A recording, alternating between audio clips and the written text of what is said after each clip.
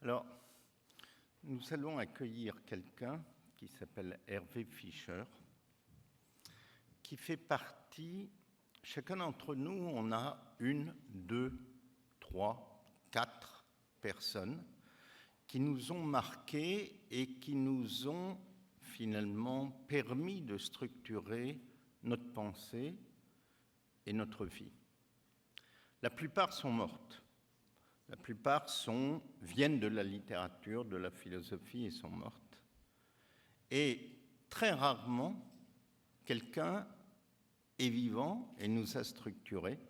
Et c'est le cas d'Hervé Fischer, qui travaille sur ce qui est sans doute le plus fondamental, et quelquefois nous ne le savons pas assez, c'est les représentations qui structurent notre vie, notre pensée, individuellement et collectivement. Hervé, je te remercie infiniment d'être là. Il est venu du Canada et il va, comme d'habitude, nous éblouir. Georges Lévy a mis la barre très haut. Et je ne sais pas si je vais être capable de répondre à cet appel à tant de responsabilités dans ce que l'on peut penser. Il est vrai qu'avec l'âge, Georges ne le sait pas encore, mais avec l'âge se construit une relation au monde plus structurée que quand on est adolescent, et que maintenant je suis arrivé à une sorte que je dirais, j'appelle ça une maturité, dans le sens que je peux dire, Hegel disait, tout ce qui est rationnel est réel. Tout ce qui est réel est rationnel. Et j'essaye de dire, tout ce qui est réel est fabulatoire, tout ce qui est fabulatoire est réel. Autrement dit, notre rapport au monde est une fabulation qui peut être religieuse, qui peut être scientifique, qui peut être philosophique, qui peut être magique, mais qui passe toujours par un récit, c'est-à-dire un mythe, qui, d'une manière ou d'une autre, explique cette chose inexplicable qui est l'existence de l'univers, notre propre existence, et le rapport que nous construisons avec ce monde qui demeure une énigme. Alors, maintenant, il y a une vingtaine d'années, j'étais très énervé. Je vis au Québec, donc je suis aux portes de l'Amérique du Nord. J'étais extrêmement énervé par un intégrisme numérique qui est celui du transhumanisme et du post-humanisme, qui pense que l'homme de carbone que vous êtes, que je suis, devient obsolète. Maintenant, on passe dans le silicium et l'intelligence artificielle. Et vous savez bien que des gens comme Ray Kurzweil, gourou américain qui se vend très bien dans les boutiques de livres des aéroports, nous a conduit à l'idée d'un post-humanisme où les ordinateurs vont devenir des machines non seulement intelligentes, mais sensibles, spirituelles et très supérieures à nous qui sommes pleins de défauts, et donc vont prendre la relève. Ça va être le moment de la singularité, le basculement anthropologique de l'évolution de l'humanité pour devenir des machines, des cyborgs, qui ne feront plus les bêtises que nous faisons, qui seront pacifiques, qui sont plus intelligentes que nous, et qui vont finalement nous laisser sur le bord de l'autoroute, comme les chimpanzés, que nous-mêmes nous avons laissés sur le bord de l'autoroute dans notre évolution humaine. Cette idée du trans et du post-humanisme est un techno-humanisme. mais qui finalement nie la valeur humaine, considère la valeur humaine comme une étape extrêmement imparfaite. Et nous allons être capables, nous, grâce à la programmation des machines, de leur passer la main. C'était la mode au début des années 2000. Et j'ai lu ces livres-là comme un philosophe européen, fasciné par le numérique, mais horripilé par cet intégrisme que je considère non seulement comme barbare, mais comme toxique, qui est une sorte d'eugénisme machinique et qui croit qu'ils vont pouvoir surmonter la fragilité humaine. Il y a eu au XIXe siècle des utopies politiques, le communisme, l'anarchisme, le saint-simonisme, Fourier et quelques autres, qui ont été des moments où des utopies politiques se sont mises en place et nous ont proposé des modèles de communautés humaines accomplies, et créant des solidarités et surmontant tous les chaos du XIXe siècle. Le XIXe siècle, c'est tous les ravages des révolutions successives. Bon. Alors on peut bien comprendre qu'au début du XXe siècle, à un moment où il y a eu aussi la postmodernité, c'est-à-dire des grands philosophes européens qui ont considéré que les apports humanistes, si vous voulez, la définition de l'humanisme par la Révolution française, pas celle de la Renaissance, pas celle de Pic de la Mirandole, mais celle des penseurs encyclopédiques, philosophiques, les Voltaire, les Rousseau, les Diderot, avaient créé un nouvel humanisme, tuant le père, laissant émerger le fils. Le fils pensait pouvoir, avec sa raison, créer le progrès et accomplir l'histoire hegelienne. Bon. La postmodernité a mis tout ça au rencard, grandes illusions qu'évidemment, ne serait-ce que la Shoah, rendait totalement incrédible. Et donc on avait une nouvelle crédibilité qui était celle de la machine. L'ordinateur ne fait pas la guerre de 14-18, l'ordinateur fait peut-être la guerre des étoiles, mais finalement le bien finit toujours par l'emporter sur le mal. Donc avec le trans et le post-humanisme, on était pris dans une utopie technologique, non plus politique, mais technologique, qui nous promettait un avenir plus calme, où nous n'aurions plus non plus de défauts physiques, parce que le carbone, c'est très fragile. Bon. C'était ça la question que je me posais, étant complètement... éprouvant une fascination pour le numérique qui est devenu maintenant fondamentale. Nous sommes passés de l'âge du feu, c'est-à-dire de l'énergie et de la destruction de l'information par l'énergie, à l'âge du numérique qui, lui, fonctionne sur l'information. Et dans cet âge de l'information où nous sommes désormais, de façon de plus en plus évidente, j'étais moi-même complètement convaincu qu'il fallait repenser un humanisme, par ailleurs complètement décrédibilisé par les ravages de l'humanité du siècle précédent, qui prenne en compte le progrès exponentiel de la technologie numérique et qui nous y laisse une place, non pas que nous soyons soumis à cette technologie, comme le propose le trans et le post-humanisme, mais que nous soyons collectivement dans une conscience de notre humanité en rapport avec ce que nous sécrétons, qui est le numérique. Donc, je viens de sortir un petit bouquin qui s'appelle « L'âge hyperhumaniste ». Je n'y parle pas tellement du post- et du transhumanisme parce que j'ai mieux à dire.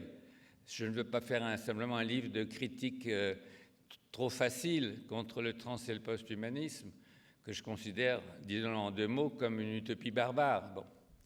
Je voulais parler positivement de ce que pourrait être un techno-humanisme de l'âge du numérique. Alors, comme je le soulignais dans un petit tampon électronique précédent, qui s'appelle un tweet, bon, pourquoi hyperhumanisme? Hyper pour plus d'humanisme, mais hyper pour les hyperliens aussi, car fondamentalement, nous sommes tous de plus en plus en immersion dans des réseaux numériques d'hyperliens qui constamment sont pour nous le cordon ombilical de notre nouvel océan amniotique numérique dans lequel nous baignons, dans lequel les nouvelles générations s'installent, créent leur identité, cherchent des amitiés, rêvent d'un monde meilleur. Mais aussi, les hyperliens, ça nous met en contact constant, en temps réel, avec tous les malheurs, tous les scandales, toutes les horreurs qui apparaissent tous les jours sur la planète Terre. Donc, on ne peut pas faire simplement fi de tous les malheurs et penser une humanité dans un progrès numérique qui deviendrait tranquille et paradisiaque. Donc, ces malheurs que nous découvrons tous les jours, nous avons sur les écrans cathodiques, sur les écrans électroniques, nous avons constamment conscience de tout ce qui se passe au niveau planétaire. Nous ne sommes plus chacun dans notre petit village, dans notre vallée suisse, diraient nos amis, et il y a le feu au lac. C'est-à-dire, comme disent nos amis suisses aussi, il y a le feu au lac. C'est-à-dire que tous les jours, on se dit, mais dans quel monde vivons-nous? C'est un monde infernal, c'est un monde scandaleux. Comment est-ce qu'on peut changer quelque chose à ça? Alors, c'était mes questions, mes problématiques. J'utilise beaucoup, comme artiste, j'utilise beaucoup des codes QR, qui sont des codes de communication rapide, des codes d'urgence. Et il y en a un qui est reproduit. Je les peins à la peinture acrylique. Et je les ai montrés il y a 2 ans. J'ai eu la chance, le privilège inattendu de pouvoir montrer tout mon travail d'artiste au Centre Pompidou, dans une exposition qui était basée sur mon travail d'artiste, qui est ce que j'appelle l'art sociologique, les relations entre art et société. Alors voilà, cet hyperhumanisme, on peut beaucoup modifier les codes QR, on peut les travailler, on peut faire toutes sortes de choses, donc on peut y inscrire des mots. Si vous avez une application pour scanner, ça vous dira hyperhumanisme. Bon. Et cette idée, je la pense aussi d'une façon... comme artiste, je la pense aussi d'une façon extrêmement proche. McLuhan dirait un prolongement du corps humain. Je considère le téléphone intelligent comme le nouveau silex intelligent, qui tient dans la main et qui est un outil universel, infiniment plus puissant que le silex, mais qui devient comme un objet, un outil banal, fondamental dans notre rapport instrumental avec le monde. Et ce rapport instrumental, aujourd'hui, il devient de plus en plus informationnel. Alors, on peut imaginer que cet écran de téléphone, un jour ou l'autre, il va être non seulement souple, on sait que maintenant on fait des écrans souples, qu'on peut enrouler, qu'on peut plier, qu'on peut mettre dans sa poche, mais il va peut-être même, j'ai imaginé là, qu'il va peut-être même s'incruster dans la paume de la main. Et vous avez toute l'information dont vous avez besoin directement, physiquement. Bon, bien sûr, c'est une manière de parler, mais cette intimité avec la technologie est devenue une réalité qui nous passe par tous les pores de la peau et dans laquelle nous sommes immergés. Et aussi, bon, l'image qui est la plus à droite, si vous scannez, ça dit « Qui suis-je » ? Parce qu'on se pose encore des questions philosophiques auxquelles les ordinateurs ne répondent pas. Donc, pour reprendre le fil de mes idées, nous sommes aujourd'hui, après les catastrophes humaines du siècle précédent, dans un moment de désenchantement total. Bon, je n'ai pas besoin de parler avec les gilets jaunes ou de parler avec tous ceux qui sont dans la misère de toutes sortes de manières et un peu partout sur la planète pour savoir que c'est difficile de croire au progrès aujourd'hui. Je ne parle pas du progrès technologique, qui lui est certain et exponentiel. Je parle du progrès humain collectif. Et c'est paradoxal d'être dans ce désenchantement qui a été beaucoup commenté par les philosophes postmodernes. C'est paradoxal parce qu'au même moment, les jeunes qui ont oublié M. Hitler et qui sont très heureux d'avoir le nez collé à leur écran des téléphones intelligents, ils croient évidemment que nous sommes en train de changer le monde qui devient magique, car il y a une pensée magique dans le numérique. Alors, c'est certain que ce progrès de la technologie donne l'illusion que nous sommes dans un progrès collectif, bien sûr avec des décalages géographiques, mais dans un progrès collectif tout à fait nouveau, une révolution anthropologique. Et pendant ce temps-là, nous ne faisons plus référence à l'humanisme individuel, traditionnel, religieux. Plus personne n'y croit vraiment, même moi qui suis un garçon de bonne éducation, je n'y crois plus. Bon. Nous sommes dans un monde où la violence, la haine, la peur, que ce soit la peur écologique, que ce soit la peur du terrorisme, la peur des machines, c'était il n'y a pas si longtemps la peur de l'an 2000, domine la production cinématographique hollywoodienne ou autre, domine le journal télévisé et la messe télévisée quotidienne, et nous sommes face à une urgence dramatique au niveau écologique. Urgence qui s'accélère tous les jours, et nous ne savons pas très bien comment y répondre, et nous voyons que nous y répondons extrêmement mal. Alors, par rapport à ça, dans la philosophie postmoderne, il y en a qui sont catastrophistes, comme Jean Baudrillard, qui disait bon, c'est l'apocalypse.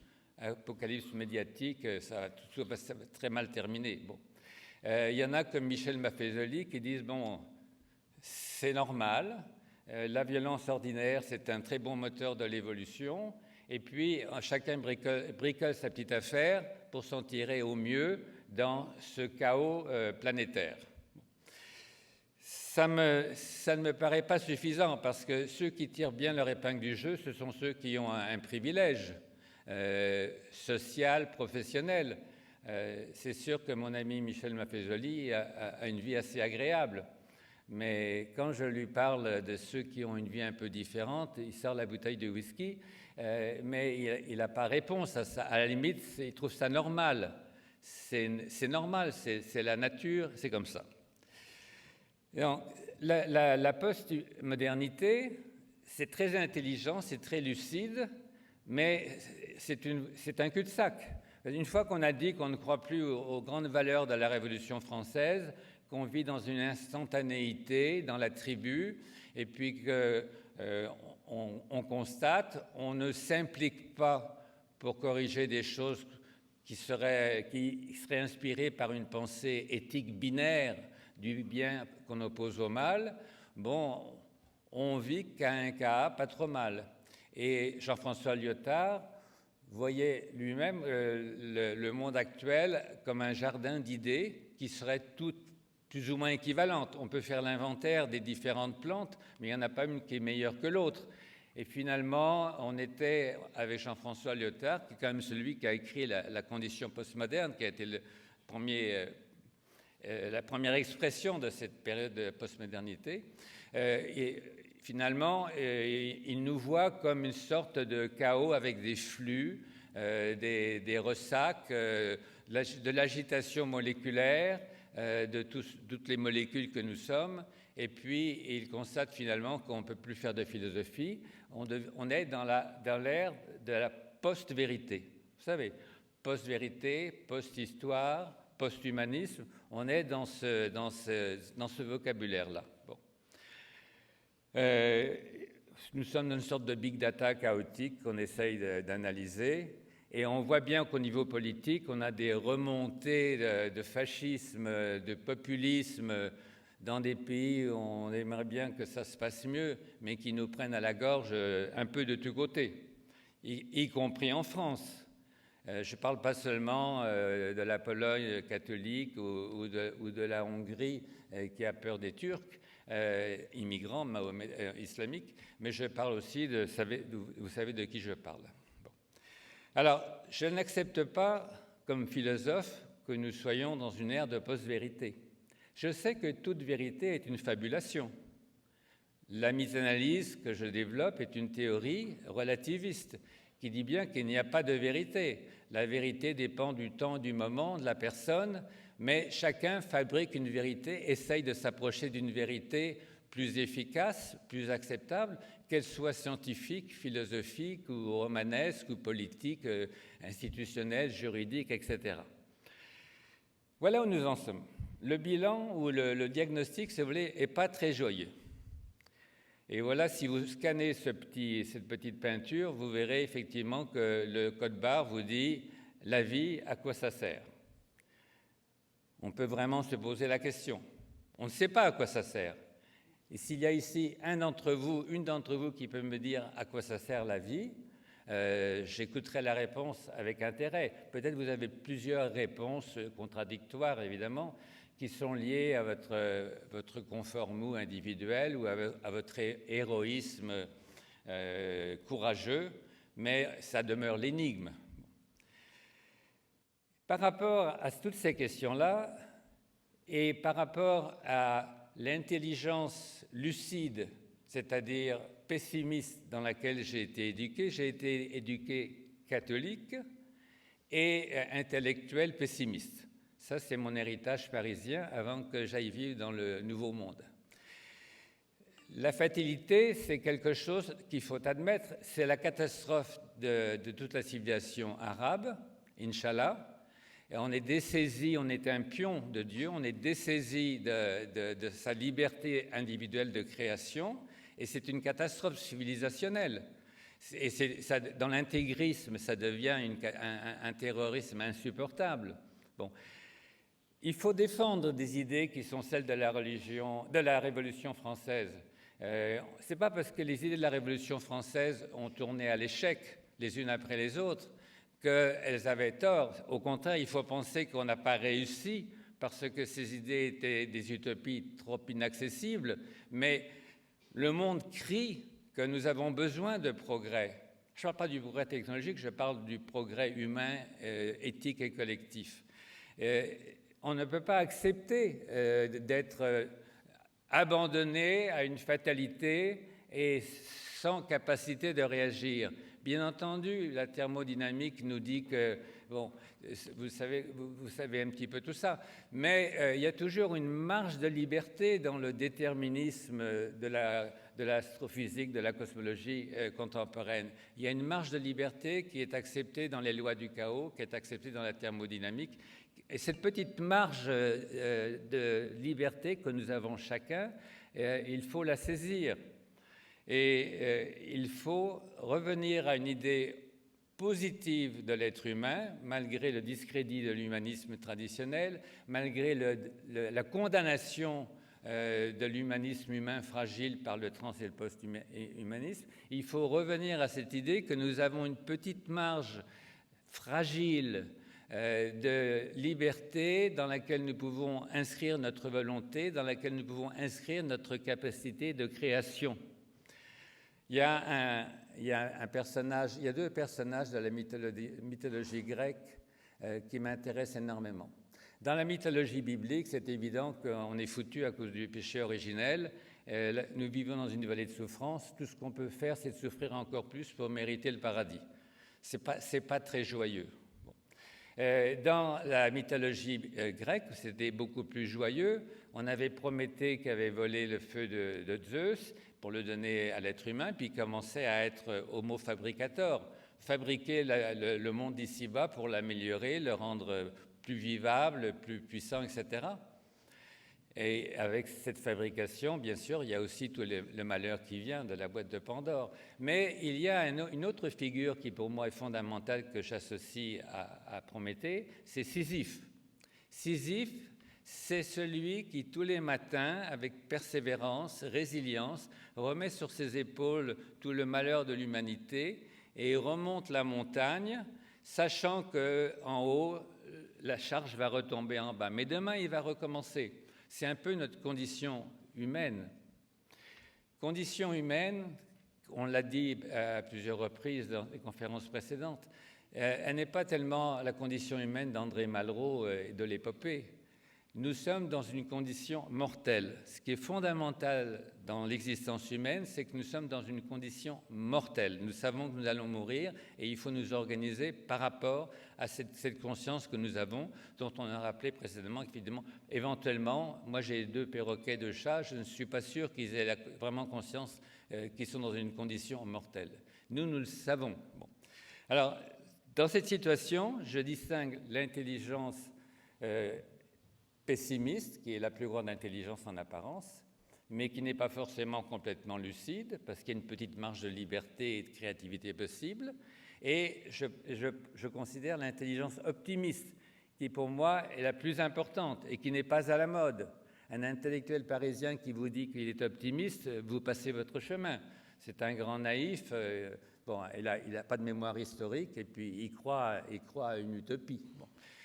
Je pense qu'il faut affirmer l'optimisme pas comme une fatalité, mais comme une volonté. Alors, dans tout cet ensemble, depuis que Monod nous a dit que nous sommes apparus par hasard dans l'univers, un hasard, le hasard c'est le hasard, on n'explique pas. Bon. Dans une banlieue lointaine d'une galaxie banale, paumée dans l'univers, ça, c'est bien pire que Copernic et Galilée.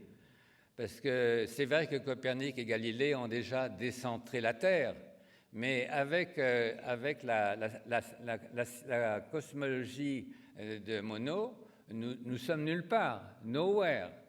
Et cet univers, donc, il est vraiment moche. Et je pense qu'il faut remettre, contrairement à Copernic et à Galilée, il faut remettre l'homme avec un grand H au centre de l'univers. Parce qu'au fond, tout ce que nous savons de l'univers, c'est ce que nous, avec notre conscience humaine, avons fabriqué comme interprétation imaginaire ou instrumentalement efficace, mais il n'y a aucun sens de l'univers qui ne soit pas celui que l'homme donne à l'univers. À moins d'être croyant, bien entendu. Là mon dialogue s'arrête, je respecte la différence, je respecte la diversité. Chacun sa solution, chacun sa fabulation. La mienne, qui est une fabulation, que je considère porteuse d'espoir, c'est qu'il faut recentrer l'homme au milieu de l'univers. Peu importe que l'univers n'ait pas de centre et n'ait pas de circonférence, comme disait Pascal après d'autres, peu importe. L'univers, nous le pensons à travers du point focal où nous sommes. Le deuxième point, c'est que nous ne pouvons pas ne croire à rien. Ne croire à rien, à quoi ça sert la vie? Ne croire à rien, c'est extrêmement mauvais pour la santé et c'est impossible. Il n'y a personne qui croit à rien. Vous croyez au moins à la nature, à l'amour, à l'astrologie, à la science. Vous croyez que le progrès n'existe pas, mais on croit tous à quelque chose. Comment pourrait-on ne croire à rien? Croire à rien, ce serait comme devenir, comme disait Nietzsche, un astre mort. Nous fabriquons de la croyance. Dès que le monde vient à nous au moment de l'accouchement, nous commençons à l'interpréter d'une façon imaginaire, fabulatoire, mais nous fabriquons de la croyance. Et si nous ne croyons pas à l'homme, il n'y a pas de solution. Ça, c'est une peinture à laquelle je tiens beaucoup, qu'un de mes amis a fait le plaisir de mettre sur son mur pour se le rappeler tous les jours. Si nous ne croyons pas en l'homme, il n'y a pas de solution. C'est aussi simple que ça. Vous pouvez scanner, c'est marqué. Hein. Donc je pense à non pas une post-humanité ou une transhumanité qui sont pour moi déjà des choses du passé, obsolètes, bien que les gourous américains aient beaucoup plus de pouvoir médiatique que moi pour l'affirmer et faire vendre des livres à grand tirage et créer des universités Google de la singularité et s'embarquer dans toute cette mythologie numérique nord-américaine qu'on a bien le tort en Europe de considérer comme totalement inconséquente.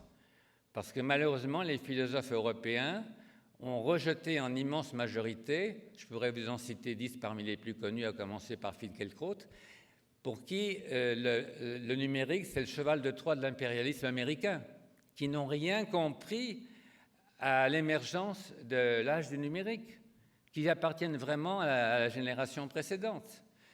En Europe, il y a tellement de préjugés contre la technologie et contre le numérique par rapport à la tradition de l'humanisme, qu'on oublie que l'humanisme s'est cassé la gueule et qu'on croit que la technologie, ça va encore empirer les choses. Pensez à Virilio aussi et à tant d'autres. Bon, j'adorais par ailleurs parler avec Virilio, c'est comme moi un enfant de la guerre qui avait une conscience extraordinaire du moment actuel. Qu'en sommes-nous? Bon. Alors, j'ai pensé qu'il fallait proposer une alternative qui prenne en compte la croyance que nous avons en l'homme, qui prenne en compte que, de facto, nous sommes au centre du monde, le sens que nous donnons au monde, c'est le nôtre, qui vient de nous, et puis il faut construire une alternative au monde actuel. Vous voyez ça, c'est un autre tableau, c'est Sisyphe qui remonte tous les matins le mal de l'humanité. En haut, je n'ai pas mis la montagne, j'ai mis la tour de Babel. Pourquoi la tour de Babel? Parce que voilà encore un mythe qui explique notre rapport au monde. Quand l'humanité qui parlait la langue adamique, la langue universelle, et qui avait décidé d'aller faire un petit coucou à Dieu là-haut, on a pu dire que c'était de l'arrogance, on pourrait dire que c'est une élévation spirituelle, mais dans la tradition catholique, ce qu'on m'a appris, c'est que c'était très mal, que Dieu s'est fâché et qu'il a supprimé la langue adamique pour mettre fin à cette arrogance architecturale. Il a créé la diversité des langues et donc les gens ne se comprenaient plus et la tour n'a pas été achevée. Bon. Mais moi, je réinterprète ce mythe d'une façon absolument positive. Je n'accepte pas l'interprétation catholique traditionnelle qui valait ce qu'elle valait. Mais les mythes, ça naît, ça meurt, on les réinterprète diversement. Pour moi, la tour de Babel, c'est le symbole de la diversité culturelle et linguistique dans laquelle nous sommes aujourd'hui, à laquelle moi, comme Québécois, je crois fondamentalement. Et puis, c'est le symbole de la société de l'information.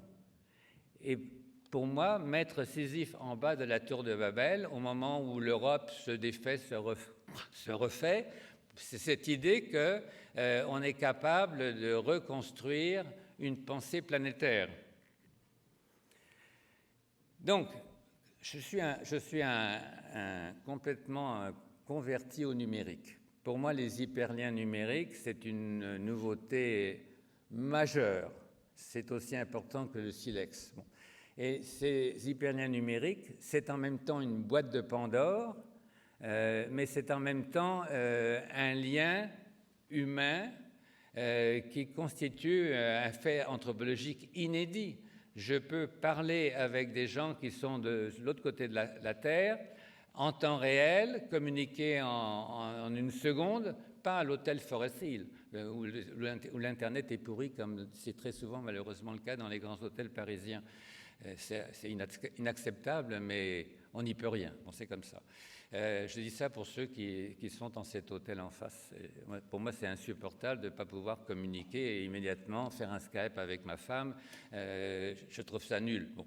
Toujours est-il qu'on n'est pas dans un paradis. Mais ce qui est vrai, c'est qu'on peut dire, c'est une métaphore, que de plus en plus, nous sommes dans un hypertexte. C'est-à-dire un texte sur lequel nous naviguons, où nous créons des liens, nous suivons des liens et nous sommes en relation avec des penseurs scientifiques, des artistes. Il y a tellement plus de téléphones qu'on dit intelligents sur la planète maintenant que d'êtres humains que c'est quand même un phénomène en quelques années incroyable. Et deuxième point, pour se situer, nous sommes dans une cosmogonie que j'appelle bipolaire. Je défends ma localité, mon identité individuelle. Ça fait un pôle de ma conscience dans la société de masse. Et d'autre part, je prends conscience, et j'aime ou je n'aime pas, ou je discute l'idée que je suis maintenant dans une conscience planétaire. S'il y a une inondation ici, un feu terrible en Californie ou en Australie, un journaliste américain qui est assassiné dans un consulat en Turquie, je le sais très vite. C'est extrêmement difficile pour M. Trump de cacher toutes les connexions qu'il a pu avoir avec l'Ukraine. Nous sommes dans une sorte de transparence. Je ne l'aime pas pour protéger ma vie privée, mais je la constate et je pense qu'elle est un facteur de progrès. Et donc nous sommes finalement, Pascal nous considérait comme des roseaux pensants à cause de notre fragilité humaine. Moi je crois que nous sommes dans des réseaux pensants, mais je ne défendrai jamais les idées utopiques de Joël de René en France, qui nous voit dans une sorte de cerveau numérique, une atmosphère numérique où nos propres synapses sont connectées avec une sorte d'intelligence collective qui entoure la Terre. L'intelligence collective, ça n'existe pas. Ce qui existe, c'est l'intelligence connectée. On s'embarque dans bien des illusions avec le numérique. Les Américains sont très forts pour ça. Mais il y a aussi d'autres philosophes qui font du buzz avec ces idées qui manquent totalement de lucidité critique. Bon. Mais par ailleurs, je respecte beaucoup Joël de René pour autre chose. Nous sommes dans des réseaux pensants. Ça, c'est des peintures où j'essayais, il y a 20 ans, là, d'exprimer ça, que nous sommes à des carrefours, à des croisements de réseaux. Nous sommes émetteurs, receveurs. Nous nous constituons de cette manière dans ces réseaux-là. Maintenant, le point très très important. Nous avons inventé l'éthique. Darwin, quand il a établi sa théorie de l'origine des espèces et qu'il a développé cette conception de la sélection et de l'adaptation naturelle, n'a jamais considéré qu'il y avait de l'éthique dans la nature. Rousseau y croyait plus ou moins, mais c'est difficile d'y croire. Bon, les nazis y croyaient.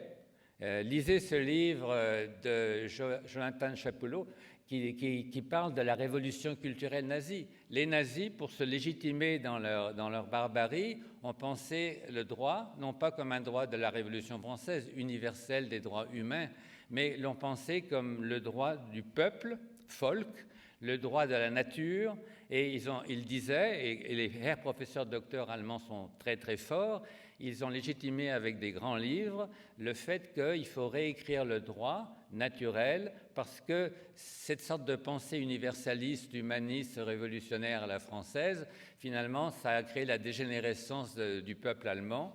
Et le peuple allemand, dans un système darwiniste, il doit réaffirmer sa force et à ce moment-là, on élimine les faibles. C'est ce que la nature fait selon Darwin et puis c'est ça qu'il faut faire. Alors, ils n'y sont pas allés avec le dos de la cuillère. Mais ce qui est l'éthique, c'est le respect de la personne qui est faible, le respect de la personne qui est handicapée. On va pas la castrer pour qu'elle ne se reproduise pas. Ce qui caractérise l'éthique, c'est le contraire du darwinisme, le contraire d'une éthique naturaliste ou naturelle. Et ça, nous l'avons inventé. Je ne connais aucune espèce qui a fait ça. C'est une divergence anthropologique de l'espèce des mammifères humains d'avoir inventé l'éthique comme une divergence. Et la nature, contrairement à ce que dit Darwin, ne fonctionne pas. C'est un petit bout qui fonctionne comme ça. Simplement par sélection et adaptation, elle fonctionne par rupture, par divergence, par saut dans l'inconnu. Des moments d'audace où l'être humain invente l'impressionnisme contre tous les néoclassicismes, déclare qu'il y a des microbes en bas de son microscope quand on croyait encore à la génération spontanée, etc., etc. La divergence, c'est le moteur de l'évolution humaine, et d'ailleurs de la nature. Bon. Alors, il faut considérer que la divergence, c'est vraiment fondamental. Alors, cette divergence, pour nous, elle consiste à développer une conscience augmentée, une conscience qui est planétaire et donc qui est une conscience collective. Et cet hyperhumanisme que je propose, c'est évidemment une éthique collective. Nous sommes tous embarqués dans le même avion. dans le même corps céleste, et il faut que collectivement, non plus individuellement, chacun tirant son épingle du jeu et allant au paradis en laissant les autres à côté aller en enfer, il faut que nous avons une responsabilité collective pour développer cet hyper-humanisme. Et ça, c'est ce qu'il faut prendre en charge avec la responsabilité que ça implique. Même si la démocratie, prenez votre scale, même si la démocratie a des chemins qui sont parfois douloureux, il faut croire à cette conscience augmentée. Conscience augmentée, c'est beaucoup plus important que la réalité augmentée, qui est un gadget remarquable, très important. Mais si la réalité augmentée, c'est très important, et je l'affirme moi-même avec conviction, la conscience augmentée, c'est-à-dire planétaire et en temps réel, ça c'est encore beaucoup plus important pour l'avenir de l'humanité. Donc finalement, aujourd'hui, quand le choc démographique va se calmer, que notre maturité cervicale, c'est la ligne d'en bas qui est horizontale depuis le néolithique, ne fait pas beaucoup de progrès, nous sommes confrontés à l'expansion de la puissance instrumentale qui sort du cadre, et il faut arriver dans le gap entre ce pouvoir instrumental et notre maturité cérébrale qui est encore à peu près celle du néolithique. Il faut arriver à faire le lien, il faut arriver à les réconcilier, sinon on va dans le mur. On a besoin d'utopies comme la mienne pour essayer de s'en sortir. Alors je vais m'arrêter là, la suite vous allez pouvoir la penser vous-même, et merci beaucoup pour votre attention.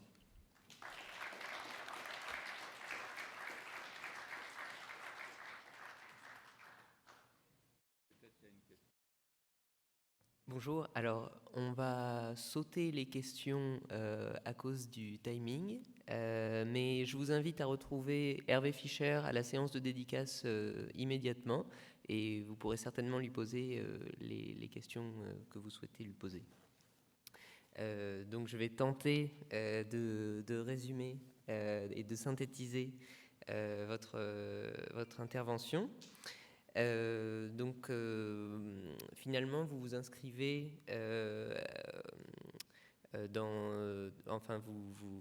vous constatez que le post-humanisme est un techno-humanisme qui nie la valeur humaine, et vous vous positionnez en rupture avec ce post-humanisme et ce transhumanisme, et vous pensez la question de l'hyperhumanisme.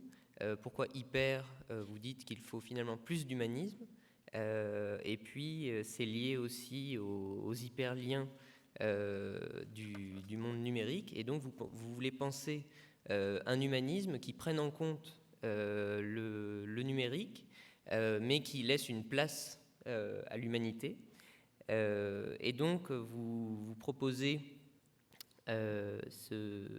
cet hyperhumanisme en disant que ce qui doit nous guider, c'est toujours la recherche du progrès humain, pas nécessairement la recherche d'un progrès technologique, mais surtout la recherche d'un progrès humain, et que nous devons travailler sur notre intelligence optimiste, qui est souvent peu considérée par nos intellectuels.